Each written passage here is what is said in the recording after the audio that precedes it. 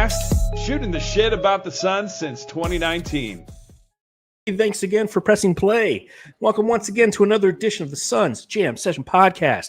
My name is John Voigt, I'm managing editor of Bright Side of the Sun, and I'm joined, as always, by my podcasting partner, Matthew Lissy, who's a senior staff writer over at Bright Side. One whole article in May. Yeah, a little confusion there, huh? No, it's May. You know, I think we're all kind of stuck, and if you're a Suns fan, you can totally empathize with this. It's the dead season, man. There's not a lot to write about. That's true. One whole article in May and also one whole workout in May. So I go to it's Jazz Boxing. Used to be for women. Now it's like converted to unisex. I went there once last month, the first day of the month, and that was it. So one article in May. So you started your month off on fire. You're like, I got a workout in. I'm writing an article on Brightside. Yeah. And then May 2nd happened. You're like, fuck all of it. I'm done with all of it. That's when I was doing cocaine. So and then I got off of it. Intervention came. We got to get you back on that stuff, man. I mean, there's a lot to do. I mean, May is kind of this void. It's this period of time where obviously the playoffs are going on, but if you're a team that isn't in the playoffs, you're just kind of sitting around, looking around. It's like the SpongeBob meme where you're looking outside and you see, you're Squidward and you're seeing your buddies just go running down. And for us, in all honesty, this is the first year that we've had kind of the month of May off, right? And April, half April and all of May off, because the Phoenix Suns, obviously being eliminated from playoff contention long before the season was even over, it gave us kind of this mental break time. And now it's time to really start to ramp things up. The month of June is a busy one. We have a new head coach potentially going to be announced in the upcoming days. We have the NBA draft, free agency, trades, all those building blocks that need to happen before we go into that other lull that is like late July all the way to the back end of September. I mean, there's not going to be a lot to talk about, but right now there's plenty to talk about, man. Yeah, no, there is. And, I love watching the NBA playoffs right now because the best part is watching the East side. You're like, man, the Suns could have just done so well in the East. That's always the thing. It's always like, the Suns could have probably beat the Pacers, which is not true. But I feel like every fan out there with their team in the West, a fan of like the Clippers or even like the Nuggets, like, dude, if we were just in the East, we would have been in the finals with the Thunder. So that's my favorite part of the playoffs so far. Yeah, it's like, why couldn't we be Phoenix, Arkansas? Why does it have to be Arizona? Because the West is a gauntlet. And I feel like it has been the majority of my life. It's just unfortunate.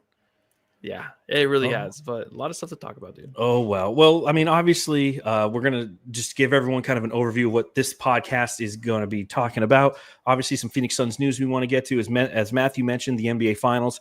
And then Matthew and I are going to attempt to do something that's it's tough, man. And that's 6 steps to save the Suns. Yes, we're going to kind of put our theses out there on how we feel the Suns should operate this upcoming season. Knowing that the remaining podcasts that we're going to be doing this month are going to involve looking at draft prospects, navigating the draft, doing the end-of-year jammies. I mean, we still have to do the jammies, Matthew. Make sure we pop in that Google sheet and take a look at what our preseason predictions were, and then embarrassingly and sheepishly come on the podcast and inform everybody how wrong we were. So it's not easy what we're going to attempt to do, but it's something we've definitely had conversations on previous podcasts and written articles about on Bright Side of the Sun, weighing all the options. We've weighed, do you trade Kevin Durant? Do you not? Do you trade Booker? Do you not? What do you do with Beal? How do you approach free agency, the draft, what have you?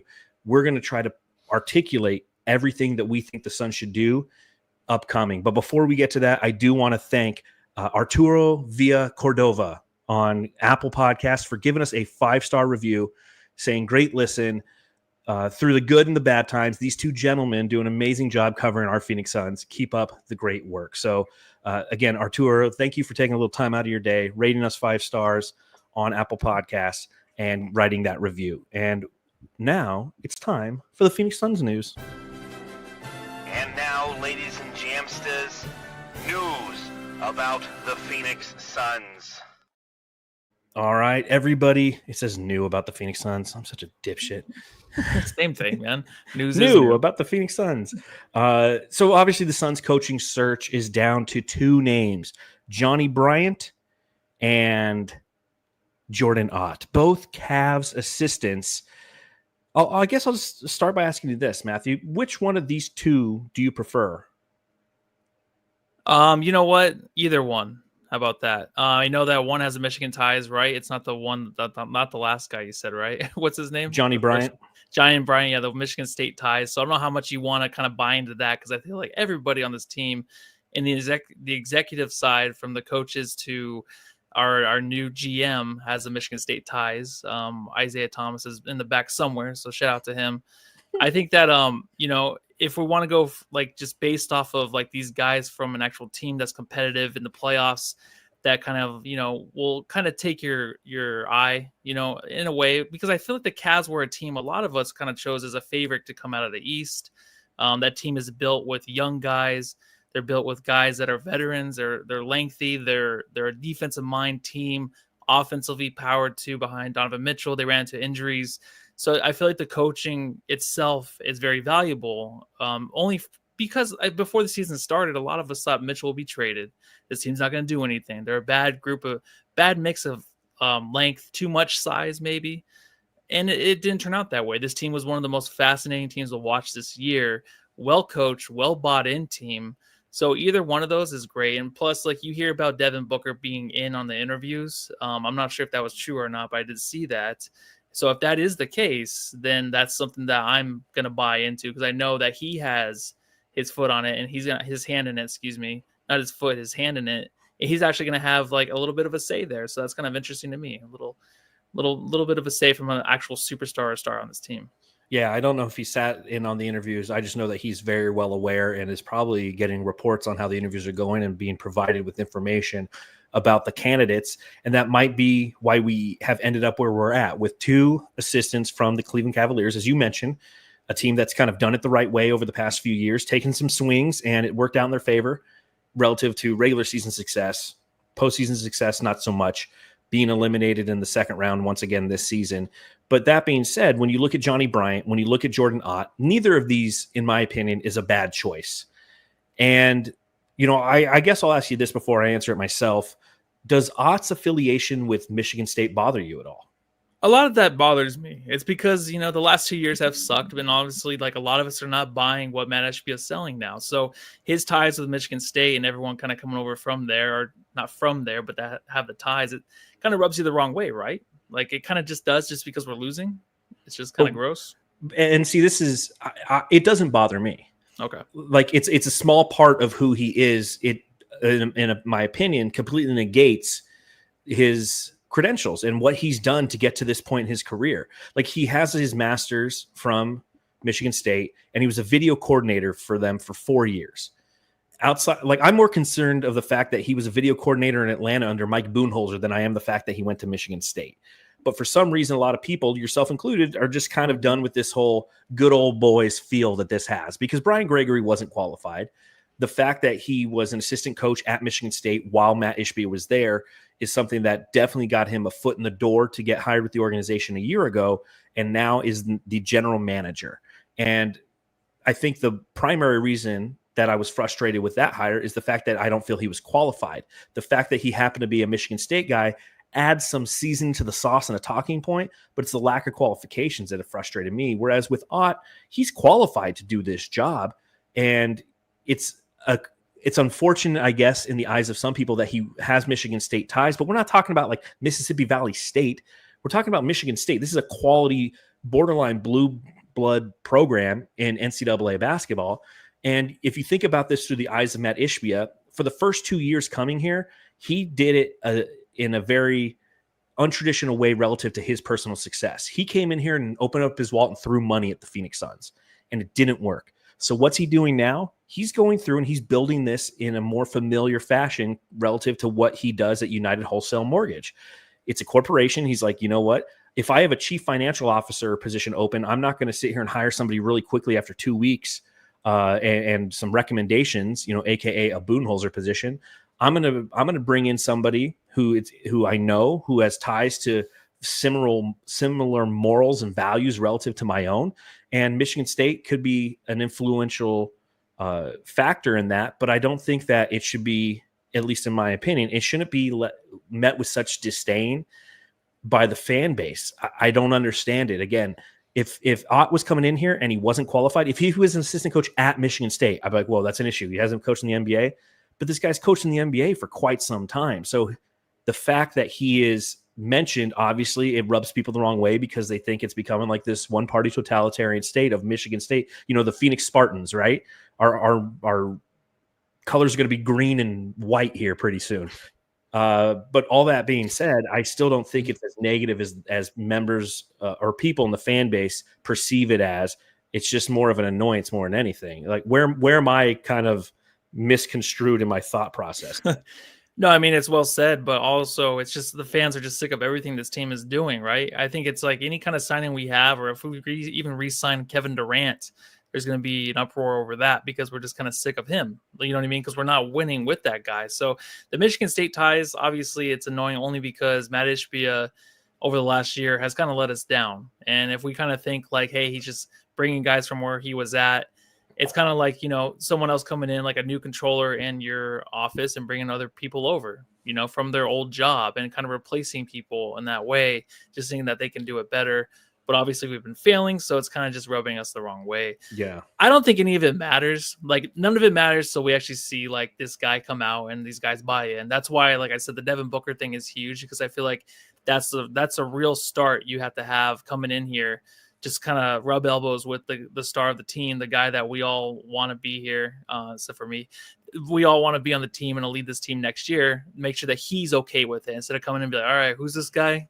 Like Budenholzer, we're going to buy into him for maybe 5 years to see if it even works. But maybe after 1 year, we'll be excited about this dude and keep him around because the stars like him and, we actually see some potential in him. And I feel like this is the same news cycle that we've had for the past 4 summers now is Devin Booker's aware and Devin Booker approves. So even with Budenholzer, I feel like that was the narrative. I mean, Budenholzer was going over to fucking Western Europe to see or Eastern Europe to see Nurkic, So, yeah. I mean, those relationships, again, are very surface level. I feel it's somebody who can come in and make an impact, not necessarily getting the approval of the star, but getting his respect along the way. And I think that that's what's intriguing about both of these candidates is they're both younger candidates. They're both some people who have been known to have good relationships with players because they've been part of player development, which kind of ties into what Brian Gregory said. As far as Matt Ishbia failing us, I don't think Matt Ishbia has failed us. I think that he has taken swings. He has tried. They have not paid off. And if that's what you deem a failure, that's what you deem a failure. But for me, it's been like Robert Sarver was a failure because Robert Sarver didn't try to turn this franchise around. He just sat around charging and collecting money and not improving the franchise for a decade. And I think, and along the way, doing some horrible things behind the scenes. Matt Ishbia tried. He failed at trying, but he's going to try again.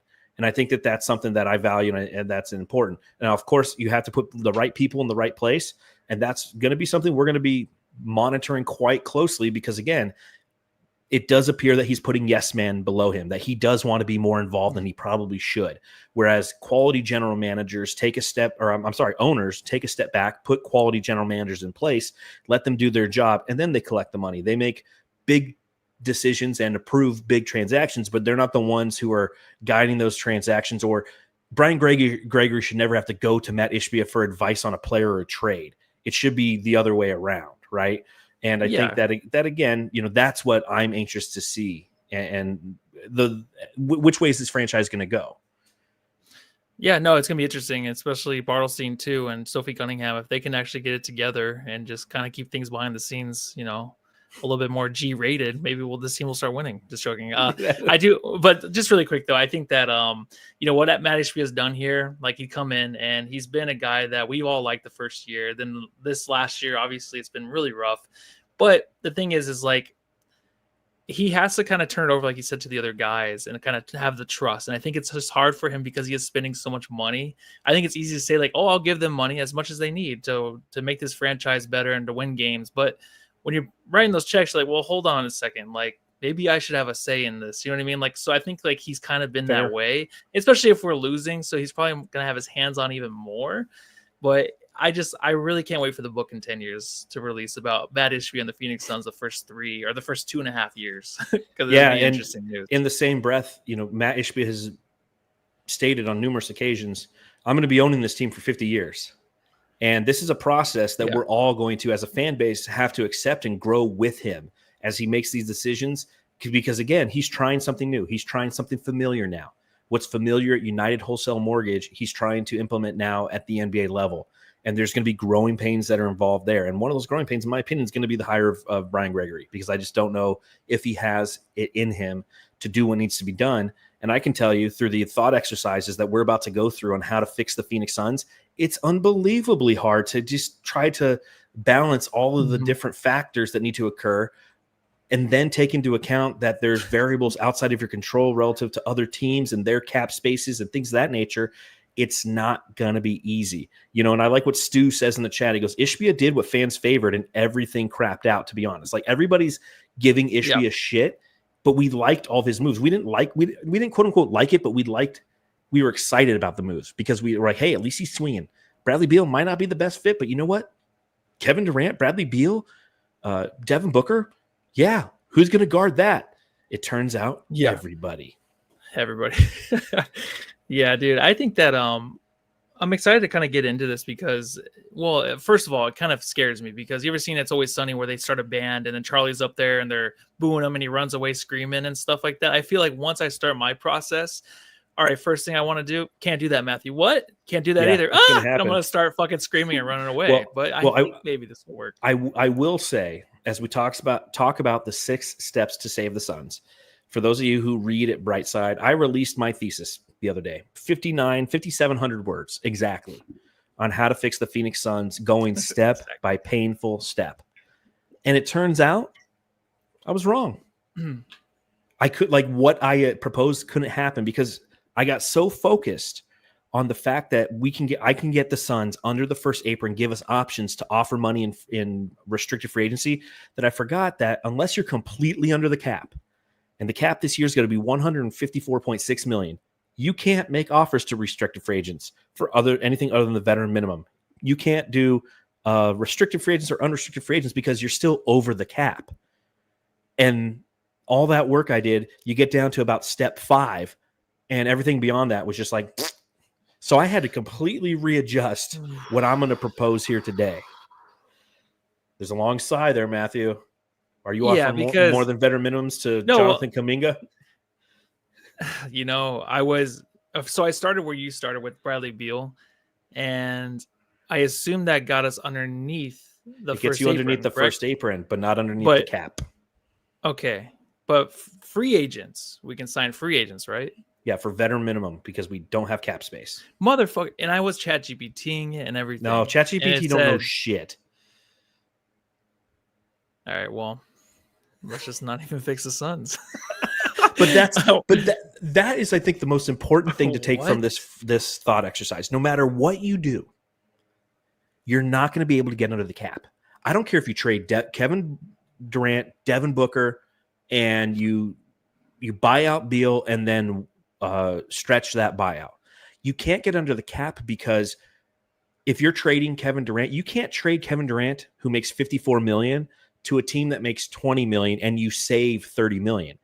It doesn't allow you to do that. The cap structure isn't designed to allow that to happen. Now, what you could do is you could trade him for pieces up to, and depending on the team, 100%, 110%, what have you, and get you close to where you can break him into smaller pieces, kind of like Yusuf Nurkic, how we traded him for smaller pieces, or DeAndre Ayton, who was 30-something million, and we traded him for like Grayson Allen, this year, little smaller pieces. And those smaller pieces you can trade further down, but you can't make one huge move and be like, all right, here's Devin Booker, give me back a guy who makes 20 million less, and we just saved 30 million, and guess what? We're under the cap. It doesn't work that way. And that's what makes this upcoming offseason so unbelievably tough to try to navigate. All right. Well, I can just give you my my dream that I have for the Suns to kind of rebuild this team. I don't know what else to do. Real quick, before we do that, who do you want? Johnny Bryant or Jordan Ott for the head coach? I'll go with Bryant from Michigan State. Bryant's not the Michigan State guy. Oh, really? I thought Ott was the guy that was. Ott's Michigan State. Okay. So do you want Bryant? Shows how much I care. I don't care. Give him ball. I really don't care. I will say I have not been. Yeah, I don't. Yeah, what?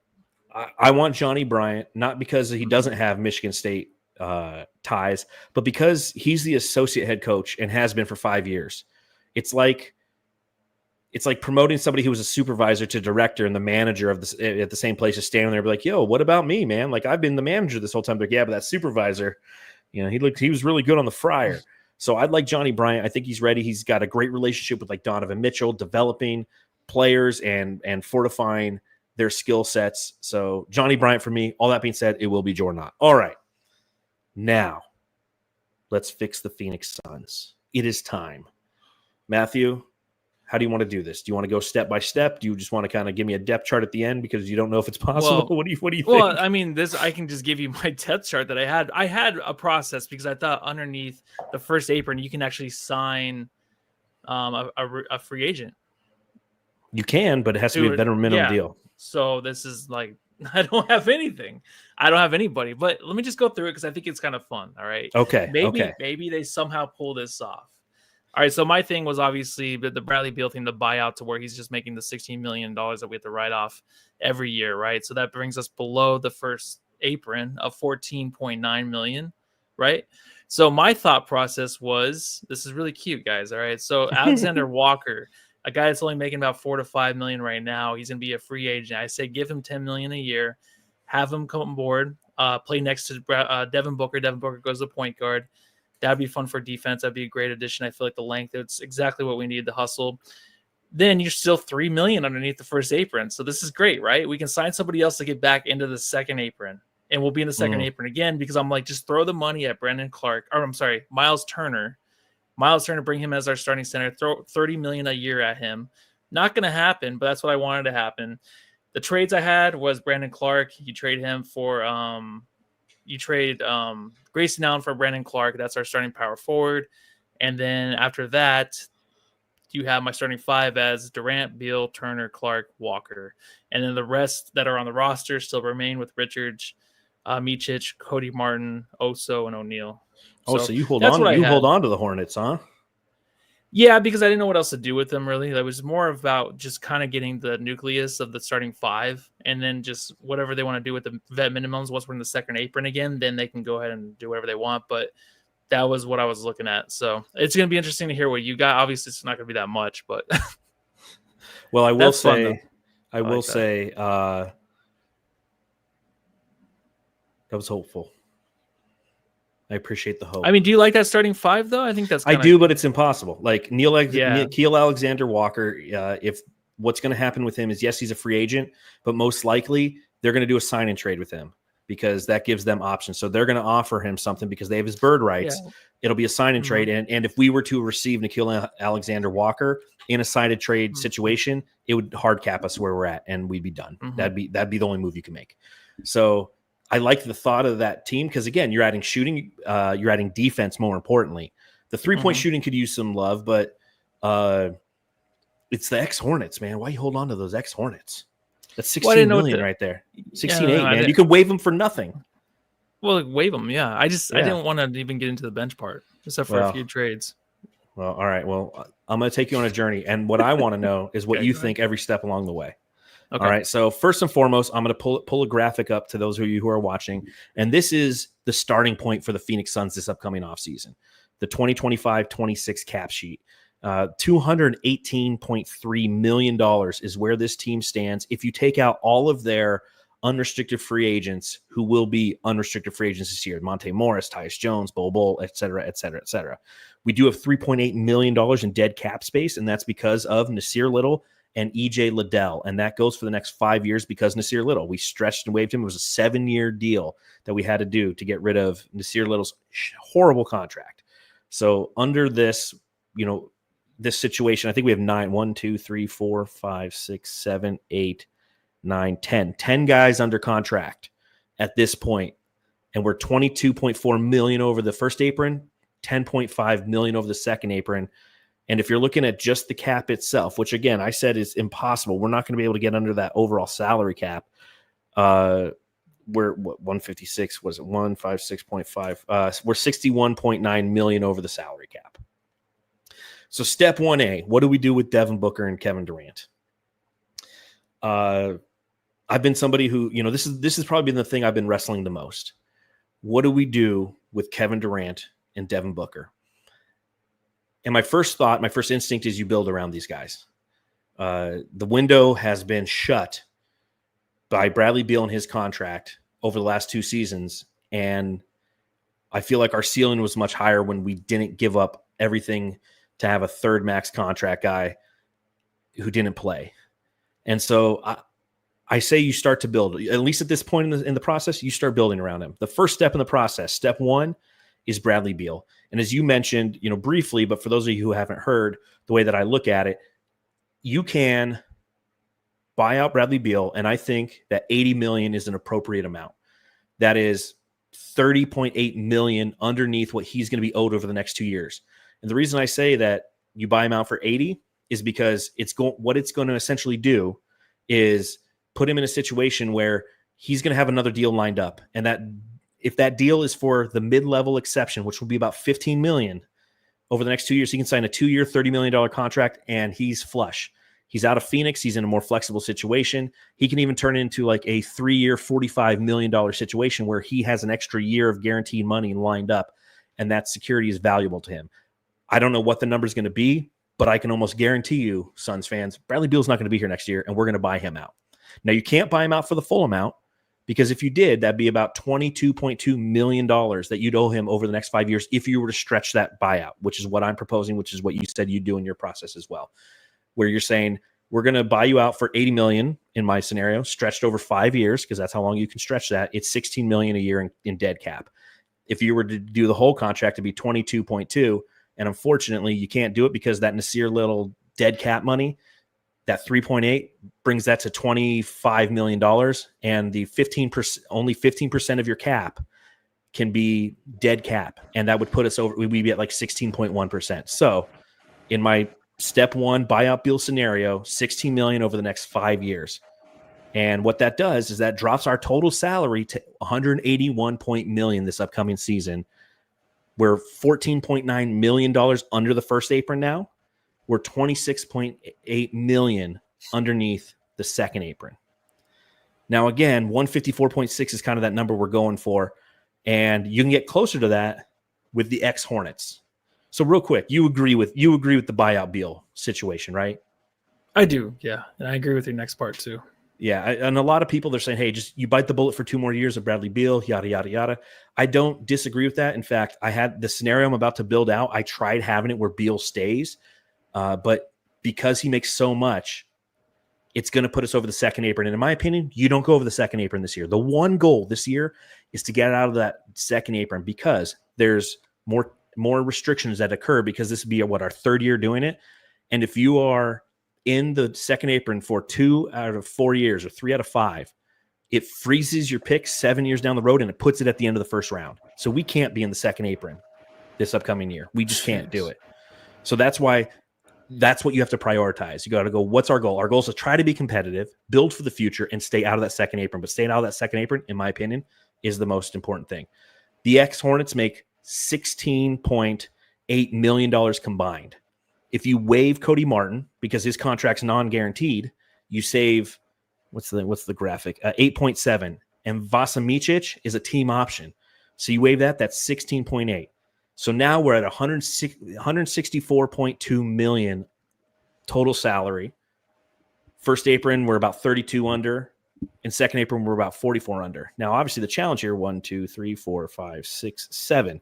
We have 7 players under contract, and we need to get 8 more. But what we've done is we've given ourselves almost $32 million to get those 8 more guys. Okay? So that's where I'm at right now. Now it's time for draft day because that's when trades can finally occur. And I got a couple trades out there. All right, let's see if you agree with these. And Jamsters, if you're watching along live, and Matthew, you can monitor the comments if you like and pull up some comments. But let me know what you think of this. So before we get into the draft, this is what our depth chart looks like with the 7 guys we have. We've got Devin Booker and Grayson Allen at shooting guard. No point guards. Ryan Dunn is our small forward. We got Kevin Durant and Royce O'Neal under contract at power forward, and Nick Richards and Oso Ighodaro at center. So my first trade that I propose goes to the Orlando Magic. We trade Grayson Allen for Jonathan Isaac. Grayson Allen makes he's on a 3-year deal, $16.8 million next year. Jonathan Isaac's on a 4-year deal, makes $15 million. So that's a savings of $1.8 million right there. It gives the Orlando Magic much needed shooting. They have centers. They got Wendell Carter Jr. and Gogo Batazzi. So they have depth at that center position. What are your thoughts on this trade? I do like it. Jonathan Isaac, though, a center, you think, or power forward kind of stretch? Like, I feel like he plays like 4 different positions, right? So I think I like it for that reason. Obviously, we need the length. Last year was his best year overall. I think he really came out as, a guy that originally when he was first drafted, everyone loved him. He kind of fell under the radar, but now he's kind of back to where I feel like he should be in the NBA. But it's a trade I 100% agree on. Yeah, and again, I think what's important here is it gives the Suns some length. It gives him some defense. He's a plus defender. And there is a perception that he is a quote-unquote bust. I mean, I was talking with a coworker today about this exact scenario. And he's like, yeah, he's a bust. I'm like, yeah, you think he's a bust because he's been injured so much? And he's had some unfortunate catastrophic injuries. So there's always that risk that you have with him. But I like it because we still have Royce O'Neal. They're the same players pretty much, and he's cheaper. And it gives you some length and defense. Major Awesome says, none of this is blowing up my skirt so far. I got news for you, Major Awesome. None of it's going to. The Suns are in a shit situation. I do too. But the Suns are in a shit situation. And to get out of this shit situation, it's going to take short-term and long-term just that kind of thought process, because that's where I'm trying to end. And I do love Creepy Crawley. Plays like 5 games a year. He played 71 last year. And he was an amazing defender. Go and look up Jonathan Isaac's perimeter defense, interior defense. He can't shoot. He's not a shooter, but he's a damn good defender. And what did we miss last year? A good long wing defender. So I say you bring him in. The next step is another trade. This one with the Minnesota Timberwolves. In this one, you're trading Kevin Durant to the Minnesota Timberwolves, and you're garnering back 3 assets. You're getting Julius Randle, who has a 1-year, $30.9 million contract. Dante DiVincenzo, who has 2 years, $11.9 million left on his contract. And Mike Conley, who's on the last year of his contract, making $10.7 next year. What you're essentially doing, if you're the Minnesota Timberwolves, you're saying to yourself, shit, man, we turned Karl Anthony Towns into Kevin Durant in 2 years. We're adding scoring. We're putting that next to Anthony Edwards. Mike Conley's on the last year of his contract, and he's probably overpriced for what he contributes on a regular basis. And Dante DiVincenzo is a good, solid bench player, but he's a solid bench player, and we have a chance at Kevin Durant. I don't have any picks involved in this deal. I don't know, and I guess I'll ask you that question. If there were picks involved in this deal, who would get the picks? Would the Suns send picks to the Timberwolves to sweeten the deal, or would Minnesota send picks to the Suns to try to get Kevin Durant? And what do you think of that trade? No, I like the trade. It's tough because I feel like Minnesota does say no, but if for the Suns, I would absolutely say yes. The fact that you probably would include a few picks, I think it would go to the Suns, but Julius Randle and Dante DiVincenzo, so those two, I would say yes, but I'll be kind of hesitant a little bit only because you're letting go of Kevin Durant. Obviously, we don't have the leadership from Kevin Durant, but it's like, who else can we get as maybe a leader? I think Mike Conley is a good leader for the team, a good guy that can direct this team in maybe the right way. So I think that's kind of like the cherry on the sundae there, because with those other 2 dudes, I think you automatically get shooting, like you said, size, power, and Julius Randle, which you've seen in the playoffs. He's a guy you can win with in the playoffs. It's just that extra piece of Mike Conley is why I'm really buying this. But do you think Minnesota would say yes on this? After I don't know the way that I don't know, because he looks so good, Julius Randle. Yeah, but he did in a vacuum, but consistently, he's had his peaks and his valleys. And I mean, he was played off the court numerous times in that series as well. So for all the Julius Randle truthers out there, take into account the entire totality of how he played in that final series. Because guess what Minnesota's doing right now? Yeah. They're looking at Oklahoma City and going, what can we do to get past them? They're not looking at who they beat in their first 2 rounds where Julius Randle looked great. They're looking at the Oklahoma City Thunder and saying, what can we do to get past them? So I think that, I don't know, in all honesty. And again, creepy crawly, we get like 3 to 4 picks. No, we don't. We got to stop overvaluing Kevin Durant. Kevin Durant is on the last year of a contract. It's 54.7. He's going for his 4th extension. That's not sexy anymore. That's not worth picks like it used to be under the new CBA. I really think this is going to be an interesting offseason because you're going to see the market kind of set itself because picks carry more value now because not necessarily because of the upside that they represent, but because of the financial constraints that they relieve. That's why picks are the new currency. Financial flexibility is the new thing to have. So if there's a pick involved, in my opinion, it's Phoenix sending something their way, not the other way back. Yeah, I was just trying to pull up their roster too. And yeah, like Stu says, they have Shannon and Dillingham. Like they have point guards. Yeah. So it's not I was like gonna say they have. Yeah, it's not like they're losing. They're losing Julius Randle, obviously, but they're essentially they're turning Julius Randle in this situation into Kevin Durant, and then they're getting rid of him expiring in Conley and Dante DiVincenzo's 2 years, $11.9 million. It's a nice contract. It's a filler contract. It's something that they could fill elsewhere potentially. Real quick, I love the Magic's new logo. Did you see that today? No, is that it right there? It is behind Grayson Allen's graphic. I didn't see it in full though. Oh, it's gorgeous, man. It looks like it's kind of a nod to the old Magic logo. I think they did a really good job with it. But all right. So I've traded on this, but just really quick on this trade though. Dante, to me though, like when I think I watched quite a bit of playoff basketball, he was probably top 2, top 3 annoying players to watch, frustrating players to watch. You know what I mean? Like he was the guy that was just trying too hard at times, turning the ball over. Yes. Yeah, but he frustrated me a few times, way too many.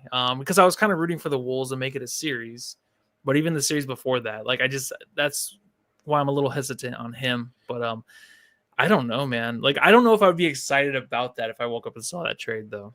I don't know. I'm trying to think. I need like 10 minutes on that one. Well, and I think I would because again, it offers flexibility. Julius Randle gives you flexibility because he's on a player option. Mm-hmm. So he could sign an extension with Phoenix or he could hit free agency the next year. But guess what? That's a way to get $30 million off your books. Mike Conley offers the leadership, but also a 1-year deal for $10 million. Again, this is a path to potential competing, but the two other things that prioritize above that is getting out of the second apron and long-term flexibility.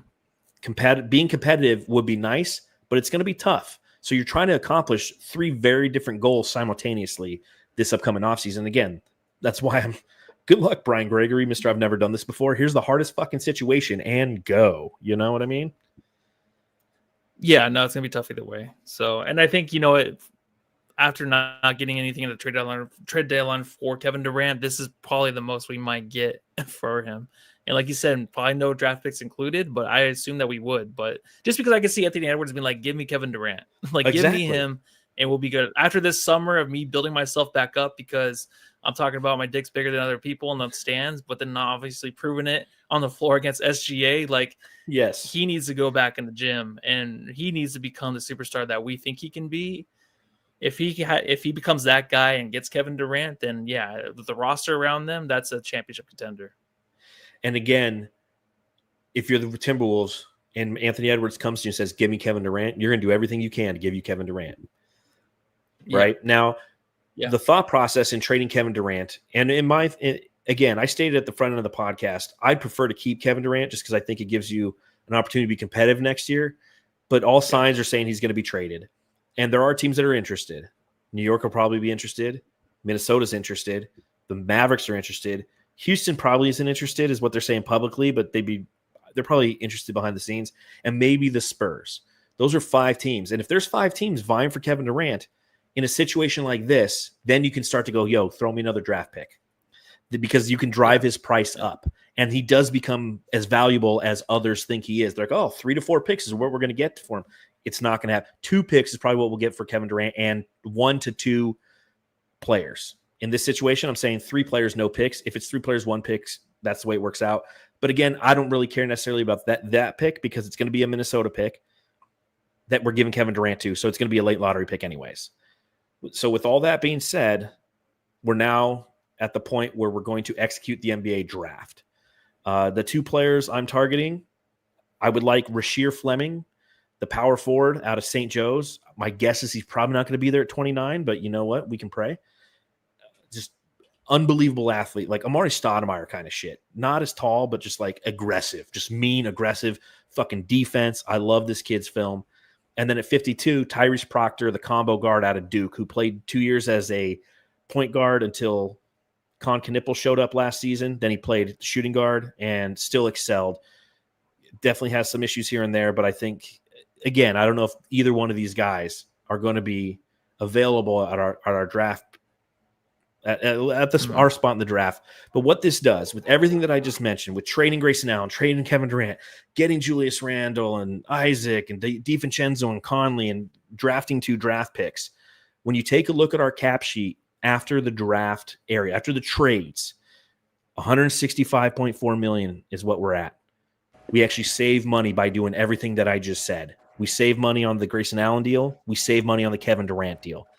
You end up paying $4.8 million to your rookies, because that's what their rookie scale contracts are at those specific draft slots.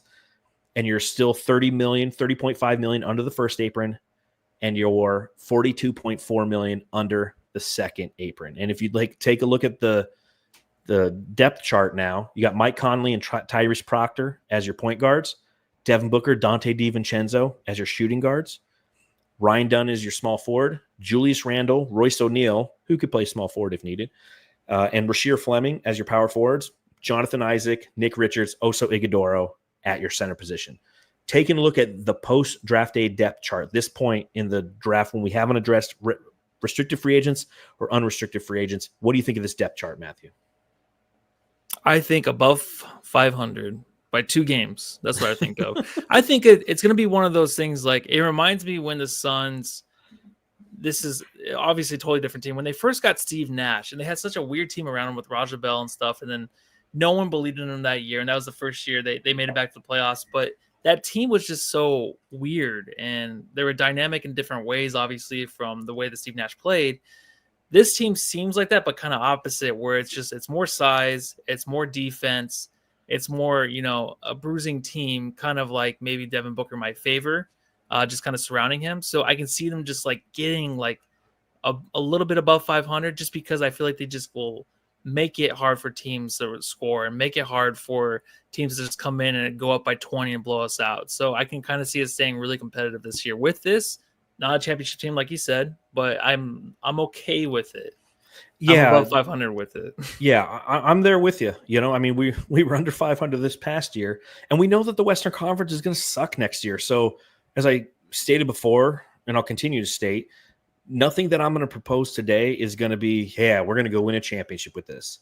The Suns fuck themselves too much. We're just trying to unfuck aspects of this, because again, with this blueprint, to your point, Matthew, we can be a competitive team, a team that you can enjoy to watch. That's what I'm looking forward to. A team that is enjoyable to watch, knowing that after next year, we're going to have even more flexibility open up and more options to navigate. And again, it's almost like Matt Ishbia is handing Brian Gregory the ball of Christmas lights and Christmas vacation, where Chevy Chase is, handing his son Russ. He's like, "Oh, here you go." And it's just a huge knot. That's what we're in. You're not going to just instantly take that apart. It's going to take time. And that's what I'm trying to do here. Again, it's like Eddie E says, like, looks far away from a contender still. Yeah, it is. Get ready for it, Suns fans. I'm not sugarcoating anything. Now, I will say restricted free agency, as I mentioned before, not a lot of options there. We can't offer anybody more than a veteran minimum deal. So like Jonathan Kuminga is somebody who when I wrote this piece for Brightside, I had some different draft picks in there because I didn't trade Kevin Durant in that piece. In this piece I have, but I said, hey, let's offer Kuminga money. You can't do it. You can only do veteran minimum shit. So I say you go Colin Gillespie, you just bring him back. You add him as the backup point guard to Mike Conley with Tyrese Proctor in the wings, kind of playing that combo guard behind both the point guards and the shooting guards. And by doing so, you've added a $2.1 million to your cap. So now you're 164 or 165.4, which is still 10 million over the cap. And now what you have to do, and if you look at this, 1, 2, 3, 4, 5, 6, 7, 8, 9, 10, 11, 12. We need 3 players in unrestricted free agency. 3 more. So one thing I will say is you bring back Ty Washington and Jalen Bridges, but they're just your two-way guys, so they don't count to your cap. They're backups to the backups to the backups. They're your G League guys. So I got 3 unrestricted free agent targets that I feel like the Suns should pursue to fill out the back end of this roster. I think we should go after Alec Burks, veteran minimum deal, played with Miami last year, so 2 years, $2.1 million with a player option on the second year. Lindy Waters the third, who played with Detroit, but we might remember him from the times that he roasted us as a member of the Oklahoma City Thunder. And I said, fuck it, bring back Bol Bol. Give me another year of Bol Bol. I don't care. So with all that being said, at the end of this whole entire thought exercise, you might not have a championship contender, but you have a team that is $22.1 million under the second or the first apron, $34 million under the second apron, $20 million over the cap at 173.8. In your final depth chart, Mike Conley, Colin Gillespie, Tyrese Proctor with Ty Washington on the two-way contract at your point guard. Your shooting guards are Devin Booker, Dante DiVincenzo, and Alec Burks. Your small forwards are Ryan Dunn, Lindy Waters, and Jalen Bridges on the two-way. Power forwards, Julius Randle, Royce O'Neal, Rasheer Fleming, and Bol Bol. And your center position is Jonathan Isaac, Nick Richards, and Oso Ighodaro. Whew. All right. Thoughts on that final fucking roster? I see games winning 12-9. Suns win 12-9 with this roster. I don't know. I don't mind it. It's just one thing. Okay, so if this does happen, one thing that's going to be said next year, like Kevin Durant, goes elsewhere, obviously, to the Wolves. Everyone's going to be looking at the Suns like, well, how the fuck did they find themselves in this situation? Obviously, we know how. But it's like they've really fucked up. Yeah, and we'll just be sitting over there. We'll be watching competitive basketball for once after 2 years. So that'll be exciting. So it's a cautionary tale. Why I think it's not a bad roster. Yeah, it's a cautionary tale. The tale. Suns have to do. And you look at Bradley Beal, and again, $16 million over the next 5 years is not fun. It's not fun to have him count for essentially like 11% of your cap this year. But by the time he's done, it's like 7% of your cap in 5 years because the continual rise of the salary cap year over year compounding upon itself at 10% every year. But at the same time, this thought exercise fortifies a lot of things that we have all kind of wondered to be true and we've all talked about is how fucked are the Suns? And people hit the trade machine. They find a trade that works real quick, and it works on the ESPN one, but it doesn't work on the Fanspo one or the Spot Track one and what have you. I think the most important lesson to take from this is know that next season, again, being under the second apron is unbelievably important because it's a long-term strategy that you must employ as an organization. You'd like to be competitive again, but you have to give yourself flexibility. And the only way to give yourself flexibility is to get off Bradley Beal and to get off Kevin Durant. Now, again, I tried this same exact scenario with Bradley Beal still on us and going, you know what? Let's eat the contract for 2 years because that gives us long-term flexibility. And with every trade I did and every step along the way, essentially what it came down to is we could do it. We could have this team, but you have Bradley Beal in there as well. And you take away, one player. But the challenge is, after everything's said and done, before you hit unrestricted free agency, you only have like $4.9 million to work with under the second apron. And because of that, if you want to get 3 guys and they're all 2.1 million, that's $6.6 million or $6.3 million that you need. So we still would be over the second apron, which is so restrictive. Because that's the other strategy here is you do the same thing I said. You don't go after one of the unrestricted free agents, obviously, because you have an extra roster spot filled by having Bradley Beal. And you go, you know what? We're just going to deal with this shit for 2 years. We're going to break up some pieces along the way. And in 3 years, when Devin Booker's turning 30, that's when we expect to be competitive again. Yeah. Poetry, it's John. Depressing shit. There's one thing. There's one thing, though. We can either do this or we can all commit suicide and just end it. No, never. Nah, That's all right, it's like I said. That's like I said, the Suns might not always be good, but they're Mhm. always interesting. And it's interesting to go through these thought exercises. Now, obviously, the other one is trade Yeah. Devin Booker as a part of all this grand plan, break it up into even more Mhm. pieces, and give yourself kind of a head start, knowing that you're going to have some draft capital behind that. And that's not out of the realm of possibility. But I think when we're talking about Matt Ishbia, the Phoenix Suns, it's out of the realm of his possibility. He's not moving on from Devin Booker. He's got a guy in his prime.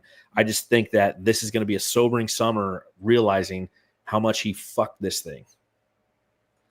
So in his press conference, though, did he ever mention? I watched parts of it, but did he ever mention about like, hey, this might be a few years, not down in the dumps, but just kind of just flying mid, just kind of going through life the next 2 years of just kind of being a Yes. 7th seed, 8th seed or so, and then maybe Yes. we'll bring it back after In a that. roundabout Or the way hints at the end that. of Yeah. in a roundabout way at the end of the end of season press conference, he said there's going to be years where we're going to be great, and there's going to be years where we're not going to not be so great. But essentially, his message was, in those years we're not so great, you're still going to love the product. You're still going to love the competitiveness and the way that the team played. And it's like, okay, Yeah. like again, I got to see it, because what I'm watching, Yeah. he's been putting Band-Aids on a fractured culture for the past 2 seasons, and it's almost time to rip that Band-Aid off. And this is going to be the first situation where we need to do that. Yeah. And just to remind you guys too, we did have a good roster going in last year with Kevin Durant and Devin Booker. So Devin Booker at the helm. Now there's even more pressure without Kevin 100%. Durant to get it done. So this is the make or break year of whether Booker is legit to build around or not. Like I already think he's not. I don't think he's the guy. But this will be the year if that roster holds up to where John pointed us in that direction. Then yeah, we'll see if he can do it. The other side of this, the thing to remember is there is a parachute on this plane. Kind of to your point, Matthew. Let's say that this is the final roster, and the season's going next year, and by the All-Star break, which is always about like 50 games in, 55, Mm-hmm.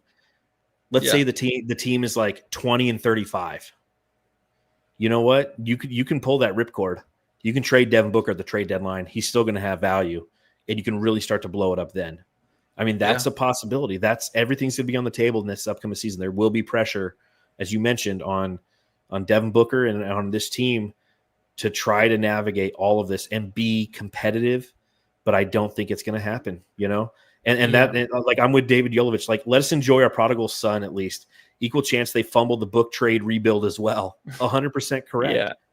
And I guess, I can enjoy that though. So, and well, I know you can't, but I can. And Saul says, if you eat Bill's contract, might as well trade Book now and restart from scratch, a la OKC. Please, everybody, stop saying a la OKC. They're the fucking exception. They're not the rule. So for every OKC, there's a Hornets, a Bulls, a Nets, teams that try over and over again to blow it up. They hit on their draft picks correctly, and SGA turned into an MVP. That's the exception, not the rule. You can blow it up. And again, that's the cautionary tale that I'm trying to remind everybody. For every OKC, there's a Phoenix Suns in 2011 onward. And we have to take that into account. That's why, again, I'm not completely comfortable giving up on Devin Booker. You might not think he's the guy. I still think he's a top 20 guy. And I don't want to give up a top 20 guy in hopes that eventually one day we can trade it for draft capital so we can get a top 20 guy. Like we have one right now. We need to try to figure out what's going on in between. Speaking of in between, creepy crawly, the gap in the middle of Ulysses' Mo is the exact same width of his nose. Interesting. I didn't notice that till right now. Well, yeah, look at that. Wow, look at that. Now I can't stop looking at it. If we do, like you said, go 20-35 or whatever by the time the All-Star break is here and trade deadline, I think, I'm all in for blowing it up because that's the only way to really redo this whole thing. Even though, you know what, we might take 10 more years to get back. I can't stand the losing when we say that we're building around a guy that can win games. So yeah, but can you stand the losing? Because can you stand the losing when we don't have a guy? When you're just watching guys try over and over again and just continue to suck. The worst losing was last year and the year before that. Well, the year before that wasn't as bad, but last year was the worst kind of losing where you have a championship contender and they're completely trash, just as good as the Trailblazers. So that was the worst. So I don't think it get any worse than that, to tell you the truth. Even if we went 10 games after a rebuild, after the trade for Kevin Durant.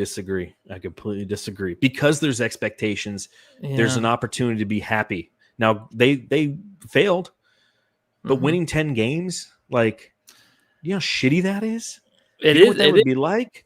But last year was just that bad, man. And as soon as we get to it in 3 years from now, where we're rebuilding and we can't find that star in the draft, I'm gonna be like, what the fuck is going on? Exactly. I want Booker and Kevin Durant back. That exactly. Wasn't that bad. You're every Suns fan.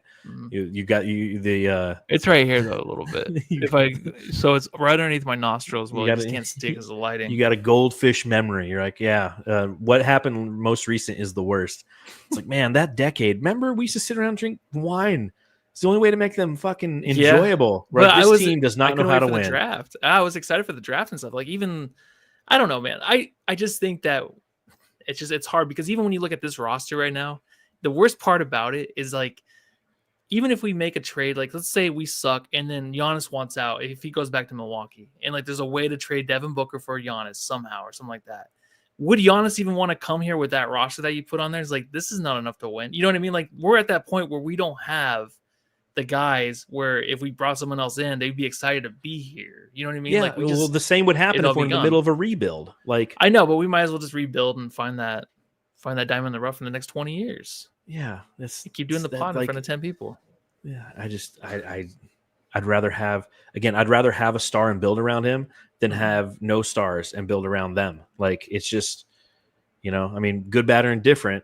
Devin Booker had a down year last year, and he still averaged 26 points and 7 assists, and great shooting numbers, everything except 3-point shooting because he can't shoot threes. But again, it's agree to disagree. That's where I'm at, and you're not alone. A lot of people say, What's the one thing though, Suns wise or NBA wise, that would happen in a trade that you could see happening, but like would be crazy? Like, do you see anything like mine is like Giannis getting traded to the Nuggets or something like that? Like, mine's Giannis to the Spurs. Giannis to the Spurs, is that one? Okay. I think they have the number 3 overall pick. They've done right by Giannis, but they want to continue to do right by Giannis. I think that the Spurs, in all honesty, did you hear that Wemby grew another inch? Did he? Where at? He's 7'7". Where at? Oh my God, his height. Dude. He grew he grew an inch in his dick. Now Anthony Edwards is jealous. Yeah, he's like 7'7", and he's having some nerve issues, right? So it's like, San Antonio might sit there and go, you know what? We need to try to capitalize on this now. There's no waiting 3 years for Victor Wembanyama, because it's like Yao Ming. All of a sudden, like, these big guys, all of a sudden they're gone. Yeah, and so they got the number 3 and 14 pick in this upcoming draft. You put Devin Vassell and Harrison Barnes together, and you send them to with some draft with that draft capital to Giannis. 4 first round draft picks, and you get Giannis back. Like, I could see something like that happening. I honestly could. Yeah, and then they become scary. Sudden, yeah, I know. No, I'm with you. I think if OKC was eliminated and they just had issues at the center position, I thought Giannis might go there, but that's not going to happen now. OKC's just owning the NBA for the next 20 years. Well, on that note, what do you think of the NBA Finals? I'm excited. Pacers and Thunder. Obviously, some people are frustrated because this is the Middle America series. Is that an issue to you? No, I voted for Trump, so I'm totally fine with it. I'm sure. I'm excited for the fact, like, put aside the locations, the colors, the jerseys, that the stars aren't really there. You know what I mean? I'm excited for the good basketball. Like, the Pacers are fun to watch. The Thunder are fun to watch. It might be over in 4, but I'm excited for the competition for sure. What about you? Yeah, I'm sure that the viewing numbers will be down, or at least we'll be told the viewing numbers are down, right? LA's not in it, so the casual fans are not watching. But if you are a fan of basketball, for the basketball purists, this is a great series. Now, you're not wrong. I think the Thunder will win in 5, and I wouldn't be surprised if they swept them because they're just that good. But it's going to be an exciting brand of basketball. Both these teams like to get out and run. One of them is really good at defensive transition defense. The other one likes to push in transition. That's going to be fun to watch. And it's going to be interesting to see how Halliburton is guarded by the constant and consistent length and defensive acumen of the Thunder between Dort and Kason Wallace. And, they can up and down. So for the basketball purists, I think we're all looking forward to this to this finals. It's going to be a fun finals. If it went 7, would you be surprised? I wouldn't be surprised. Hell yeah, it would be. Would you? Okay, dude. The Thunder are so fucking good, man. They're like they've been hovering on this different. They're like the Celtics last year. The Celtics last year were just different. We all knew it. The whole season long, we're like, fuck, man, that's the championship team. Other teams are trying, and they lost a couple games en route to the finals. But when the finals started and they were playing against Dallas, I was like, fucking no way. And that's, I think it was 5 games, might have been 4. It wasn't 5 because I think. Do you know the last team to be swept in the NBA Finals? Was it the Nets? No. Hold on. It wasn't the Mavericks. No, the Nets did. No. Who is it? The Golden State did it to Cleveland one year. But it's been that long. It's been almost a decade. Did they? Oh, they did. With LeBron. Yeah, the J.R. Smith one. Yep. I think Bill Simmons was talking about that series and how the game, like, that was the best LeBron game. I remember watching that in the bar with you. That was the best game I've ever seen LeBron He was play. Unbelievable in that game. Incredible, dude. Yeah, and I was like, dude, they have a chance to maybe win. If they win this game, they might push it to 6 or 7. But I got one more trivia time here for you. Oops, I'm on the wrong thing. I made this all over here so you couldn't see it. What number did they wear? Oh, you missed that. That was actually kind of fun. What was it? From last pod? What? Yeah, the last. You know what time it is. Trivia time. My wife sent me all these NBA trivia questions. I asked her one night, "Like, you want to just give me trivia?" And she did. And I was like, "This is awesome." I can't find it, but I remember one of the questions. What team has made the most NBA Finals appearances without winning a title? The Nets? Nope. I think they've only been to 2. They went to back-to-back ones with Jason Kidd against the Los Angeles Lakers. I don't know. Is it the Suns?